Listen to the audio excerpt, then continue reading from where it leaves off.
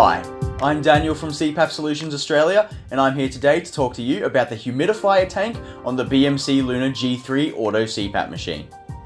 The Luna G3 Auto CPAP machine's humidifier tank requires regular cleaning, which requires you to take the machine's tank off of the machine itself.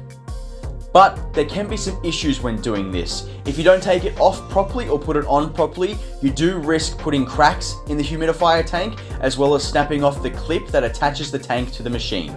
I'm going to show you today how you can carefully take care of your humidifier tank to make sure you don't have these issues. Try not to be rough when removing the humidifier tank.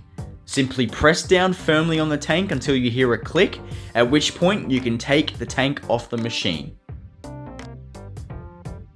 You'll notice here the clip on the humidifier tank.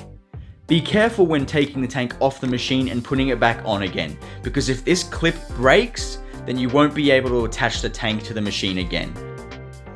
Don't be rough when trying to put the tank back on the machine too, especially when you don't hear a click at first. Push the tank down gently until you hear that click, which will tell you the tank has been properly connected to your device.